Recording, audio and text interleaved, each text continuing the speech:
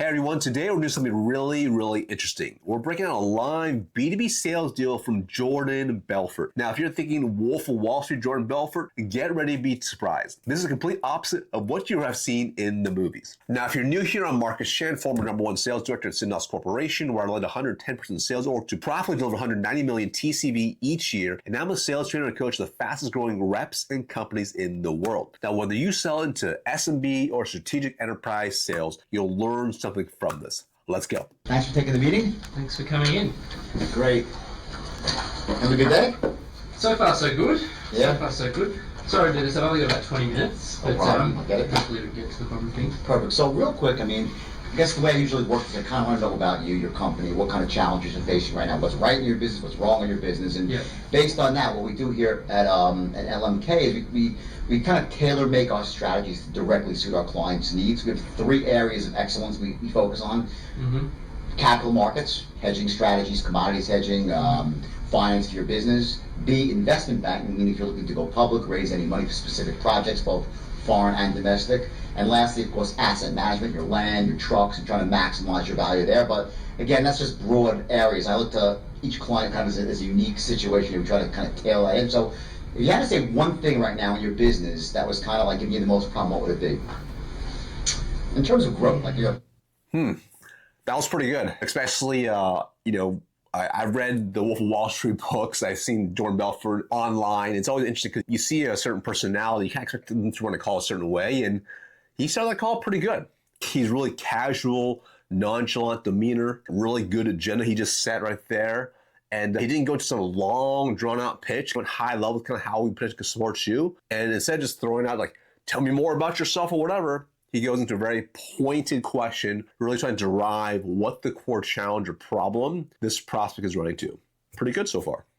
Stopping you from growing as fast as you could. It's probably uncertainty around China. We're a business that's history very much rooted in Australia. We've had some experience in Singapore and Hong Kong. Right, different markets. China, China's really unknown to us. Right. And that does keep me awake at night a little bit. In the sense of that, obviously, to fill the demand, you have to kind of grow a certain amount of, or produce a certain amount of crop, and then milk, and then you're not sure if they're going to buy or not. So there's an issue of a overproduction versus making sure they're going to buy at the end of the day. Is that what it is? Well, there's that, and I guess the question of setting up. That was really intentional, right? So you notice here, he's diving a little bit deeper into the problems, but he's intentionally sharing a little bit about the landscape that he's seen other common problems with past clients to really show, hey, I actually understand you. I understand your business, and I work with people just like you. But he didn't go so long pitch trying to talk about how you solve all the problems. He's directly saying, hey, are you having these other problems that we've seen as well with people just like you? And at that point, we're going to see what's going to happen. Either the guy's going to either correct him, or they're going to say, yeah, that's pretty much it, or they might even elaborate more on what he might have said. Facilities in China, whether we go down that path or whether we can continue to do it out in Australia. I believe we do need to set up some facilities in China, but that requires capital. You have nothing there right now at all? No. Okay. And have you investigated opening up anything at all in China right now, or just really in the early stages of it? Oh, no, look, it's been something I've been meaning to talk to my banker about. We've kind of discussed around the edges before, but we haven't really talked about it in depth. Right. Let me ask you a question. I was doing some more research on the industry, and one of the things that stuck out is that, in fact, there's still a massive growth potential for you here domestically in Australia, right? You're really scratching the surface domestically. You have a good market share, but obviously the market's growing here pretty much 15-16% a year. There's still so you also kind of building the current market share as well? Absolutely. We've certainly got strong customer relationships. So again, pretty smooth, pretty subtle. I mean, he's really sharing how he's doing his homework. He's showing him as like a trusted advisor, that he doesn't just understand how he can solve a problem, but he actually understands the market, right?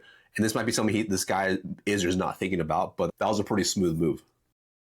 Here in Australia, I think there's a lot of opportunities for growth here. Right. I think we've got a unique opportunity in China because of our accreditation standards, and the Chinese are very... Which is not easy to get. No, I think we might be the only Australian company that has it. Right. So, we could go very comfortably just focusing on Australia, and that might be the best path. I'm not sure, but the China opportunity just is dangling out there, I guess. Right. I know. It's kind of like I do not just obviously in the organics, I mean, pretty much every business is high tech, low tech, and everyone's kind of, China's like this kind of, this 900-pound gorilla in every conversation. And the idea, I think that's the question, the challenge everyone faces. We know we got to go there. There's a massive market there, but how do we get there in a way which is basically risk averse, but allows us to kind of test the waters, and if we hit it, to kind of expand quickly and capitalize. Yeah, you're right. And the risk thing for us is really important. I mean, while we've got some ambitious plans, we don't want to take on too much risk. Right. No, makes sense. And in terms of you, where do you fit in with the company? In terms of what's your what's your kind of division of responsibilities? Do you manage the entire company, or how does it work? Yeah, so I'm a major shareholder of the company, and I manage the operations day to day. So I'm very hands-on on the operational side of the company. And how about the brothers, the guys those are the two? One of my brothers is quite involved, but probably not quite as involved as I am. He looks after some more of the marketing and sales elements. Right. And then my father still has an active role in an advisory sense, and a minor shareholder. And but it's mainly operationally run by myself. Got it. And how about the actual? Do you have a CFO that reports to you, or? Look, we have a business manager. So Jordan's doing a pretty good job, right? He's really diving into the authority piece, right? Really dive into what's that process look like, who are the stakeholders involved in potentially making this deal happen, right? He wants to make sure, obviously, he's not wasting his time. Now, he didn't lead off the call with that, but if you notice, we're only a few minutes into the call, and he's already uncovered some core problems. He's shared some key insights he's seen across the board, and now we're starting to vet into, hey, are we talking to the right people? Pretty good. And he looks after a lot of the finances, like the accounting and that sort of thing. Mm-hmm. So I guess he's like our CFO. Right. So now you're basically fully integrated in the sense that your own farms, right? You're actually growing this stuff. Yep. Processing it and then shipping it out. That's right. This China or distributing domestically. Yep. And would your plan be if you were going to in China? Let's talk about China for a second, because I personally think that's a massive market. I'm a big believer in the China story going forward. Okay. So would you be looking to develop the products here and then ship them there raw and process them in China, or actually have land in China and grow them in China? The hard thing with organic products, especially in the dairy and the industry, is that because we can't use as many preservatives, it's harder to keep them for longer. They perish a bit quicker. So we have a disadvantage, I guess, if we don't. I believe if we don't move some of our facilities to China, and we'd certainly be able to get fresher products, and we are about fresh products by having some facilities over there. But then there's, we're not familiar with that land. It'll take a bit of time to get up the experience curve over there. So. There are some natural advantages to being there, but there's also some disadvantages. Right. Let me ask you a question. Have you guys considered actually trying to partner up with someone that's purchase an existing small producer for organics in China and kind of then use your technology? This way you have sort of a stable foothold already there, and then grow their business versus trying to start from scratch at all? Look, I've certainly played with the idea. Very cautious about it, just because we're a family business, build a lot on trust. Organics companies don't tend to collaborate all that well. They tend to kind of keep a lot of their secrets to themselves. But I mean, I'm not close to the idea, but I just have some reservations. I mean, the reason I say this is because one of the things that we do, and we specialize in, is we're, as a global merchant banker, we have strategic alliances all over the world, and especially in China. So interesting, right? So obviously, Jordan's not asking questions to ask questions. Number one, he asks a question he potentially could see, hey, what are some ways this guy's potentially looking to solve the problem? Which also tells you how serious of a prospect is the person he's talking to. But as I can see now, he's also doing a little bit of positioning, potentially to say, hey, is this a potential angle I can leverage now to see how I can potentially help them see how this goes? Yeah. So one of the things we could do is actually introduce you to kind of various people along every element of the supply chain, whether it's simply purchasing an organic, concern, or simply, getting you in touch with the right people for trucking, right people for any part of production, and of course distribution. So kind of to help you there, just to kind of put you in touch with the right people operationally. If that would help you kind of make a decision, or at least give you more of a knowledge base to what's really you need to do to get yourself into China without, kind of stumbling and falling on your face. Look, I mean, networks like that will obviously be useful. Right. This idea of getting into a partnership with another company, I'm not sure. I mean, is that the sort of thing you think? No, I mean, listen, here's what I do. I'm a believer in what you weigh all your options, right? I totally get that, there's a certain culture that made you guys what you are, right? And one of the great risks about China is it's a very different culture. Okay, so there's two issues that you face when you go to China. Number one, okay, you have to say, well, is my culture going to play well in that country? Because some things that just work here don't work well in China, right? And the other thing is, yes, my culture in fact will work well in China, but there's some sort of like disconnection between the way you think you're saying it to them and the way they're perceiving it. So it's important, whatever you do, what I would recommend, whether you want to control every last ounce of the supply chain, you need to have local Chinese people there who know the market, who know the people, who know the kind of the social demeanor there to make sure that the message that has been so successful here in Australia gets out in China. Does that make sense to you? Yeah, it does. I mean, what do you think would be some of the cultural barriers for a business like mine? So this is powerful. So notice here, as part of the conversation here, Jordan is doing a couple things really, really well. So he's really positioning himself as, hey, I'm a trusted advisor. We've seen this. We've done this. These are things you need to look out for. He's basically, hey, regardless of whichever direction, whether we work together or not, this is some things you want to look out for. So he's actually helping educate the buyer on how to actually buy, and he's actually influencing the buyer criteria. And he's doing it in a really, really smooth way. And what's really powerful is you can tell when someone's doing a good job of this or not is when the prospects are asking more questions like, hey, what do you think about this? What, in your opinion, what do you think we should do here? So that shows you they're now seeing you at a different level, and they see you as someone they can really, really trust. And that's really what buyers want these days. They want a trusted advisor who can help them navigate the uncertainty waters to make the best decision while reducing their risk. And this is what's happening in this very short conversation so far. China. I think that number one, it used to be like that China had this whole big, like, the sage white man, we want to know what the white man is doing. That was a, big thing that when they felt like they were behind. Now, there's been like almost a tip where they feel like they're the emerging dominant power and almost like they are the wise ones and they know it all. So yet they, in truth, know, of course, they don't know everything, right? So there's a sort of cultural gap of you being able to educate them, but at the same time making them think it's their own idea. Like it's like giving them the facts so they come to the conclusion you wanted them to come to in the first place. And it doesn't happen so much, it doesn't do much with like production, but with marketing. Yeah. Okay, and as you guys know, you're not just producers, you're marketers. Okay, so you need to have kind of both elements of that equation wrapped up. Now, again, like obviously I'm a banker, I'm not in the organic food business, but one thing I do know is there are certain core distinctions that run through every industry, whether it's your industry, whether it's computers, whether you're selling automobiles. Okay, so what we try to do, again, we have a client like you. We don't look at things, just, hey, they're organics, that's a separate, it's something sort of global. Like, for instance, Mary Donovan, right? Yeah. One of the things we did for Mary is we were able to save her a tremendous amount of money domestically and overseas on our commodities hedging, okay, and on some of our currency swaps that she was doing. And the reason we did that is because we understand there are certain peculiarities to her industry, but at the same time, there are also some commonalities that apply to all industries.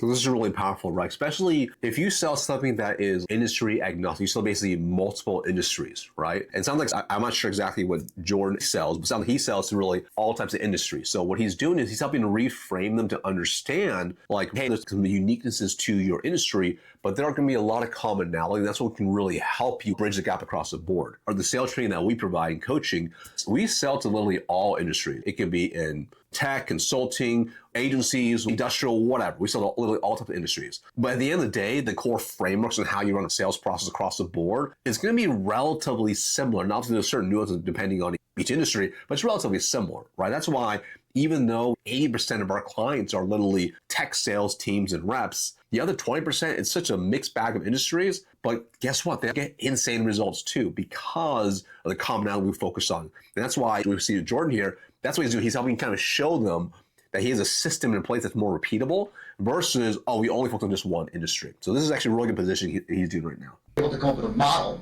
that directly suited her needs that would address, she has similar concerns in the sense that she produces too, a little bit different than your different industry, but she's producing, not sure what she's going to sell. So it's important that she actually has access to her supply chain, but doesn't end up stuck with 2 months of inventory, right? And which is even worse for you because it's perishable, right? But I guess you need to be kind of. So this is powerful. A couple of things here. Number one, he's introducing customer stories and reference points. So to really paint the story, we can help.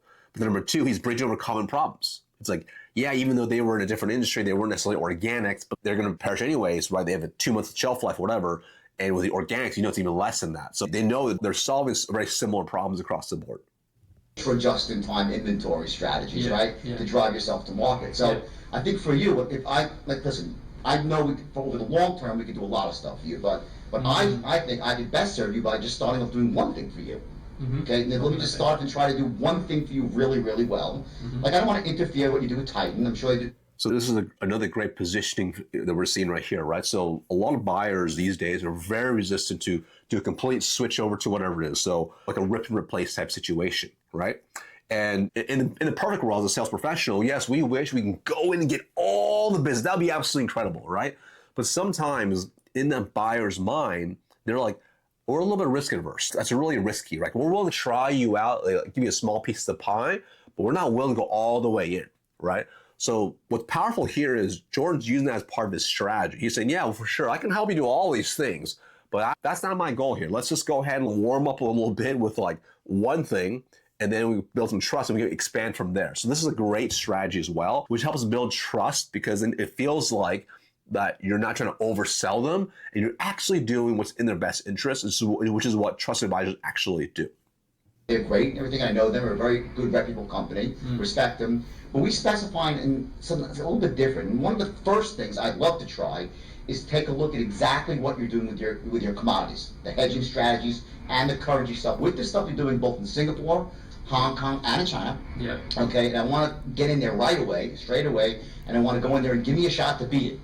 Like, let me work, give me 30 days, I'll do my trade small, start small, don't stop what you're doing, put a small amount of your trades through me, and then analyze in 30 days the percentage gain.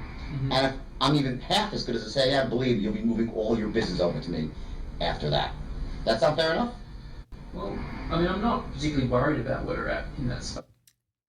So pretty interesting. Then he went for a trial close. So we actually saw Jordan really go for like a mini pitch, right? Say, hey, what do you think about this? That sound fair enough? This is a kind of a classic Jordan Belfort move here, right? And that's interesting, right? Now, I don't know how big this deal is, right? But I'm interested to see how he responds, because we don't know the context, know the background, how much this guy knows this guy, how much trust there is, etc. But if it's a completely cold prospect, and if you're 10 minutes in, you're asking, hey man, really quick, just let me a piece of the pie, let me earn it. Does that sound fair enough? You might turn away some people. So I think there's some context here that has to be looked at first to be able to say, we should actually do the same thing every single time. But let's see what happens. So what particularly would you want to be doing? Well, let me ask you a question. First of all, does the overall idea in terms of, of us advising you, not just in one area, but all areas, make sense to you that it could be an asset over the long? Does that appeal to you? Well, I guess it certainly does. It just depends on, what it's going to cost us. Right. Well, exactly. And of course, cost always in the end comes down. So you can see what happens here is, because he is going for that trial close, right? Like, hey, does that sound fair? The guy, he's like, okay, what are some objections? You can almost see George smiling because he knows this is going to happen, right? So what he's doing is he's testing the waters, right? This is his selling style. He's testing the waters, kind of see like, hey, is this guy a warm to bite? And I'm assuming if the guy was like, that sounds awesome, let's freaking go, he'd be like, all right, here's a jockey sign, let's go, right? But in most cases where even if it's a warmer lead, they might be like, well, hold on, we haven't even discussed like some of the numbers, the pricing, some of the commercials. Let's kind of slow our roll a little bit, right? What does that mean? So these are still buying signs, but what's happening is you can see George kind of edging people forward. So you'll have to find a good balance here, because for some people, if you're watching this, you might be like, that's totally not, that's okay, right? And for some other people, you might be like, that's totally my style, and that's okay too. The key is being able to adjust on the spot based off the response. We'll find out. Let's see what Jordan says. But it's not just so much cost, it's also the value you get for the cost, right? Yeah. But one of the things we pride ourselves on, okay, just as a company, and the true beauty of what we do is that every transaction that we do with you, okay, we're looking always at two things. A, to keep costs down as much as possible, anything, whether it's brokerage, hedging, helping you purchase an asset you didn't think you could afford, helping you expand into a new market, going public perhaps, okay, getting a bridge loan in a foreign market. Of course, we always look at cost, okay, but we also look at the 3 to 5 years down the road, okay, because sometimes the cheapest money is not the best money. So, of course, we'll lay both options out to you. I'll say, listen, you can do it this way and save yourself, 3 basis points, or you can maybe pay 2 basis points more, but you'll be in alliance with the top people in China, okay, that'll be more flexible with terms, and also allow you to grow, a facility let you grow to where exactly, because you don't want to be a $50 million company forever, obviously you want to be a $250 million company, so we look at both the short-term and long. Does that make sense to you? Do you like that program? Look, in theory it sounds good, but So notice that, right? Every time Jordan educates or tells or pitches a little something as part of the process, he goes for a trial close, right? So he says, hey, does that make sense? Hey, can you see how that would work for you? Do you like that? What do you think about that? And actually, I think there's something very powerful with that when done well and very casually, because it is really important to be pressure testing every time you're showing and discussing something, right? Because he is just doing a discovery, and he's also kind of like gently pitching here and there and say, hey, what do you think about this? Do you like this? Does it make sense? Can you see his partnering up? Does that sound fair enough? And that's important. It's a good learning to incorporate as part of that process. It sounds like you deal with a lot of big companies, and we're not a huge company. It's a pretty simple business model actually. So I'm just wondering if it's all a bit too much or too complex for us. Right. Right. We've run it pretty successfully in the past by following a pretty simple model. Right. So I'm just not sure. Well, let me say this. So this is an objection here, right? So this guy is basically saying, hey, listen, like, great stories, great pitch so far, but like, whoa, like, I don't think we're quite there. And this is a very easy mistake to fall into. And this happens actually when there's probably too much pitching early on in the sales process, in which Jordan sounds like he made some assumptions here, and he started pitching, kind of like hearing the kind of casually testing, hey, let me tell you how we can help you hear some stories. And they kind of resonate to a certain extent, but the guy's like, whoa, that sounds cool, but we're not quite there yet. That can lead to objections, right?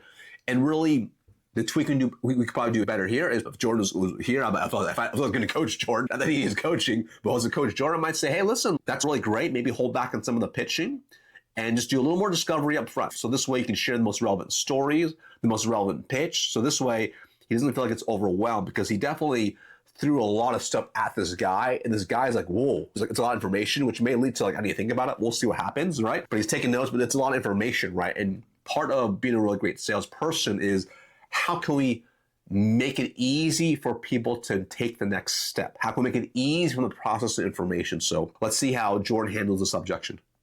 I hear what you're saying, and I like to pride myself on being a guy that takes medium-sized companies and turns them into big companies, and that's really how we make our money. All big companies once were medium-sized, and once small companies, right? Yeah. And the same dynamics that apply to a business at your size is no different for a $50 million or a $500 million company. Yeah. It's a different way of thinking, and I think in some levels, and listen, that's why I said to you, I'm not looking to interfere with relationships that you have right now, because I think that a smart business person, you guys are obviously smart, you know what you do well, right?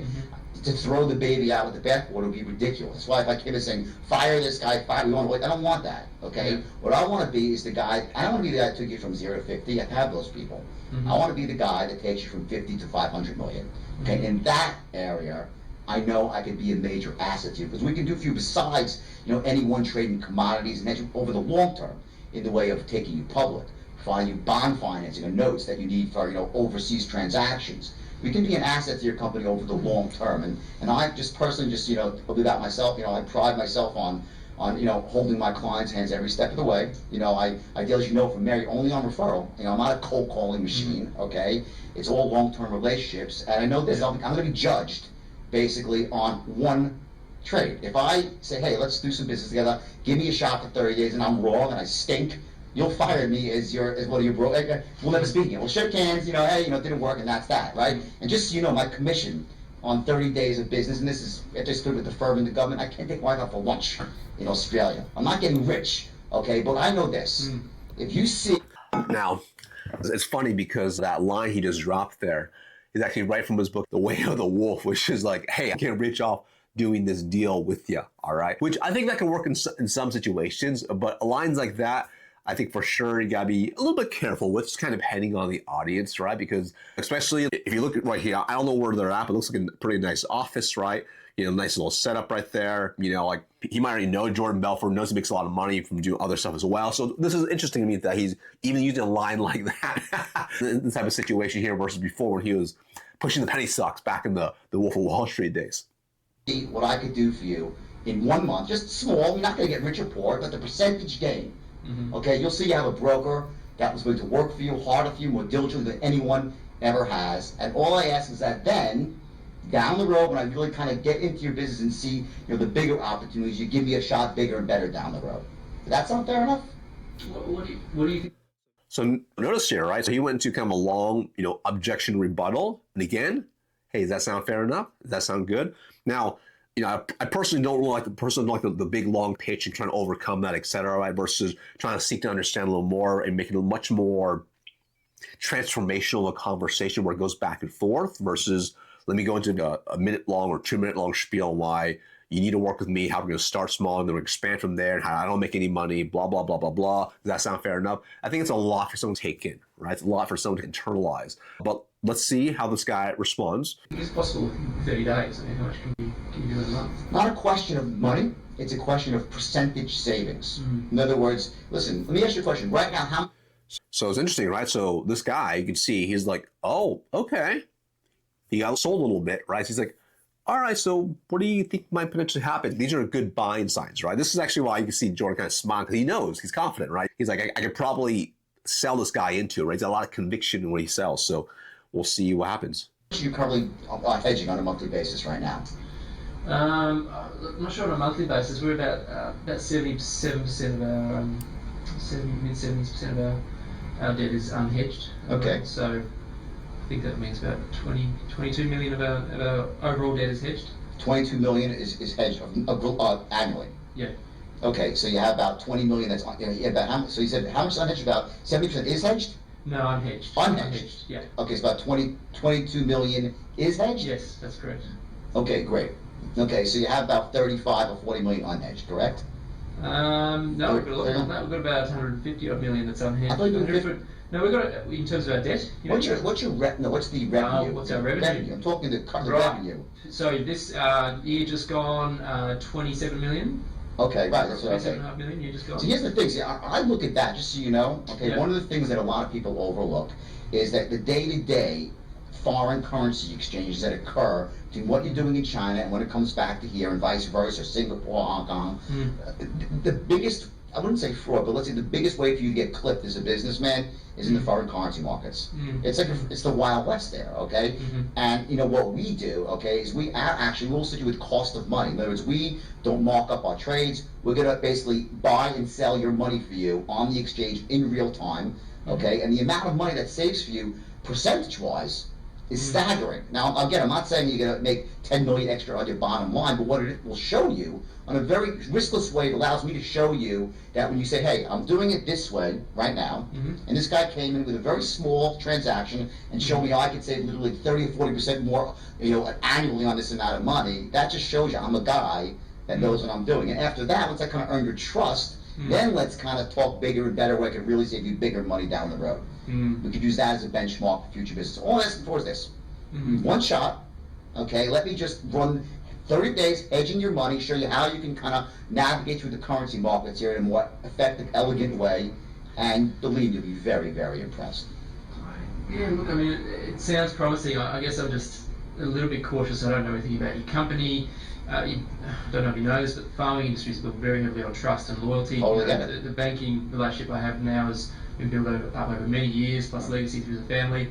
A lot of farmers get involved with new banks and new organisations, and they're with them through the good times, and then they ditch them during the bad times. So I don't know anything about you guys. Let me ask you a question, honestly. If I've been your... So super interesting, right? Again, it's interesting because he's going to more of it's almost like a very transactional type of process. Trying to get this guy to basically commit to a small amount of work to begin with, a small partnership for 30 days kind of try. So he's really pushing hard forward to that, right?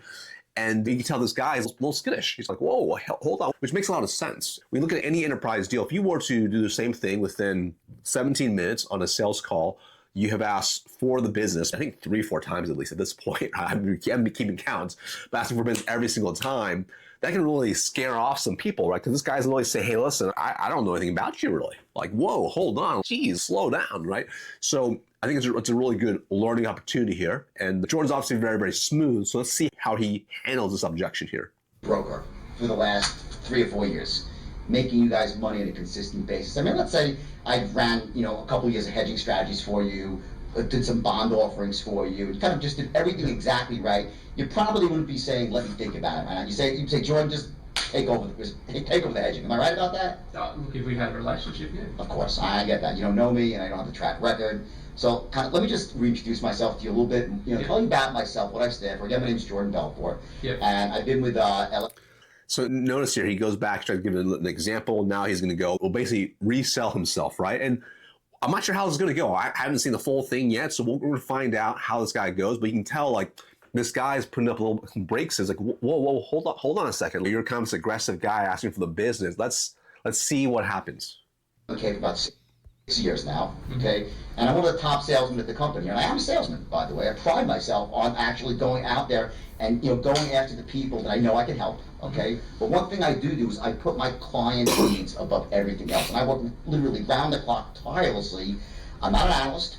I'm not an investment banker, okay? But I literally will go at it like I'm like a researcher of these people, and I will find the absolute best person in my stable. We have three areas of excellence, right? Banking, finance, and asset management, right? I will literally go and comb 3,500 employees to find the exact person that knows your business well, the exact program that best fits your needs, and I keep it simple. I'm here to not just put you into any program, but to hold your hand every step of the way. Guide you in, guide you out, okay, a phone call away. And, as far as LMK goes, again, long-term relationships, that's all we've built on. We're, I think, the oldest or second oldest merchant bank in all of Australia, in business since 1886. So, obviously, we didn't get to where we are by burning our clients, okay, and we didn't get there by working on 15 or 30-day trials here, okay, and then saying, see you later. Obviously, we have earned our clients' trust by being right, by being diligent, by not risking their money, okay, and by also being there when there is a problem. So again, all I'm asking for is this. Let me put it this way. What's the worst that can happen? Let's just say that I'm wrong, right? Let's say you give me a month, okay, and we hedge, we run $5 or $10 billion through a hedging strategy here, okay, and let's say at the end of the day, you don't make any more money. Let's say you lose 1 basis point on the whole, and I'm wrong. You say, Jordan, you're just full of it, didn't work, and you fire me. Is that going to put you in the poorhouse as a company, honestly? Look, probably not. I have to see the numbers, but So pretty interesting. A couple things I think he did well here. So he goes and immediately after he kind of realizes, like, crap, I haven't really earned this guy's trust quite yet. If you notice, even his pacing, his tone shifted. Like, he's like, okay, let me reintroduce myself. Hey, I'm Jordan Belfort. These are my values. This is what I stand for. This is what we're all about. This is the history of the company. Those are kind of high level, right? And then again, he's going back in for the close again. So we'll see how this guy responds. It's not going to kill you, right? Right. And on the upside, let's say I am right, which I know I am. So now he's going for risk assessment. What's the worst thing that can potentially happen if this happened? If you lose 1 basis point, like, how will that really impact your company? Worst case. Okay. So he's getting this guy to kind of think through logically, like, what's the worst that can happen? All right, now let's go emotionally. What's the best thing that can happen? Okay, and I can show you a 25% return. And you're like, Jesus Christ, this guy actually saved me, $27,000 on a small amount of money. It's not going to make you the richest company in Australia, right? Right. Not going to make you rich, not going to make you poor. But it will serve as a benchmark for future business. And then you'll know you have a guy that knows what he's doing, okay? And from there, we can work bigger and better down the road. So all I'm asking for again is this. 1 shot, give me 30 days, okay? If I'm wrong, you fire me as your broker, okay? But if I'm right, not only am I going to want you to do bigger and better, I want some referrals too, because that's my business truly grows. Does that sound fair enough? Give me a shot. So look, it sounds interesting. Here's my concern. Okay. Again, super interesting, right? At this point, he's probably asked for the business 4 or 5 times, like, literally, give me a shot. Give me a shot. Give me like 30 days. Actually, just doing what he shows in his book, The Way of the Wolf, right? Which is interesting. So let's see how this guy responds, because this guy's like, I got more concerns. Let's find out. So we get into business. Who else am I going to be dealing with? You're a big company. Am I going to always get you each time? I mean, you're going to bring another product specialist. I have to build trust with them. I know what it's like with bigger banks. And that's why we prefer to keep with a small relationship bank. I don't want that hassle. No, I totally get that. And by the way, just so you know, if we have an interest. So this guy's got potential other objections, right? So this is very interesting. This is a buying sign. That this guy's like, okay, all right, I think I'm going to kind of sold to try you out at least. Well, will it be me? Will I work with you? Are you going to be the person who help me? Or are you going to be passed off? Let's see what happens. LMK is interesting for one sense, but we are a big bank. But we're not an ANZ or an NAB where it's so ridiculous and impersonal, okay? Where it's like, you're dealing with 1,000 faces in the customers. You call the recording up and like press 1. Oh yeah, we can call you between 12 and 12:01, right? It's not that, right? We're a merchant bank, and it's a bit different, which is more like a family banking model, which is why I really believe it fits so well with your business model, or the organics, right? Because we are an older line. We start off, in fact, in the cattle.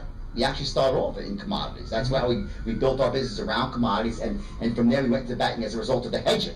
So that's why we're the #1 company about hedging and commodities, which is why I think it's such a perfect fit.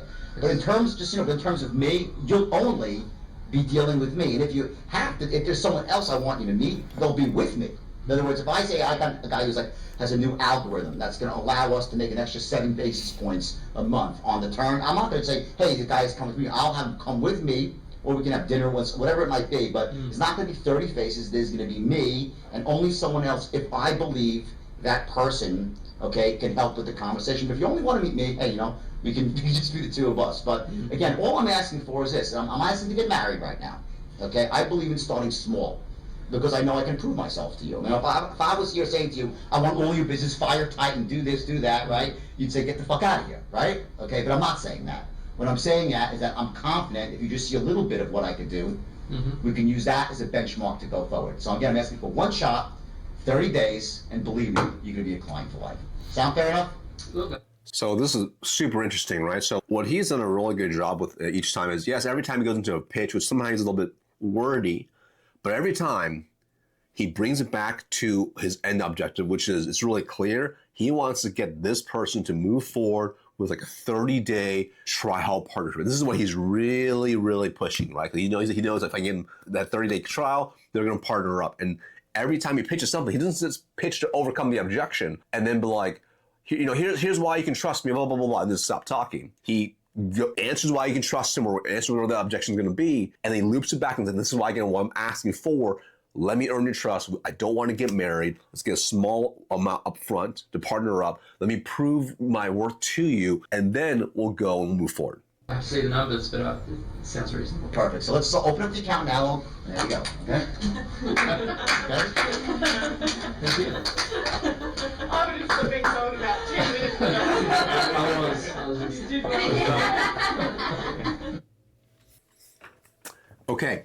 All right, so that was super interesting, right? So we saw the whole thing, and I think there's a lot of really, really powerful lessons to talk through. Some of my key things I thought was done really well in the overall process. So, Jordan's got very good call control, right? So every time if things start going to go off the rails, the objections, he is taking back control, right? And guiding towards what his core objective is, right? And it's really clear here, his core objective is to get this person sold into a 30-day partnership to try something out, right? Where, obviously you get them kind of warped into it and then expand the deal from there, which I think he did a really good job of the call control. What he also did really well as well is when he got those objections, he would actually adjust his tonality, his pacing as part of it, right? So he's very much like in tune to what other person's doing. He's got like deep eye contact. He's like making sure he's engaging with them. He's listening to them. And the flow went pretty well overall, right? Now, I think in this type of selling situation, the way he was selling, right, I think it could potentially work, especially if you're selling to the main person. He's the service. He's like the broker. He is the person that they're going to be working with. So he's really pushing hard and really leveraging on that and say, hey, just give me a shot, give me a shot, give me a shot. And that's why we saw so many trial closes to gain agreement all throughout. Now, here's the thing. Let's apply it to most of you out there watching this, right? So let's just say if you're in tech sales, you're in enterprise tech sales, and you're trying to sell, or even mid-market, right? I mean, frankly, even SMB. I think if you were to try to do something very similar where you were constantly looping back and just going for pressure closes, like, what do you think? Give me a shot, give me a shot, give me a shot, give me a shot. You'll probably turn away a lot of prospects, especially if they're really sophisticated, right? Personally, if I was that prospect, I'm like, just settle down. Like, geez, like, stop pressing me so hard. So I think potentially if Jordan could have done things differently, what I would recommend is you can still sort of call it the same, good agenda, share the value proposition, and then go into leading with the problem. But I would spend a little more time on discovery, right? Really uncovering what the core issues of the problem are. And on top of that, what would happen if the problem didn't get solved? What would be the cost of inaction? What would be the opportunity cost? But on top of that, really understanding what does this guy truly desire and why does he desire that? So really uncovering that current state and the desired state. And really taking more of that time to actually fully vet the opportunity out and do a true deeper discovery. So what we saw here, and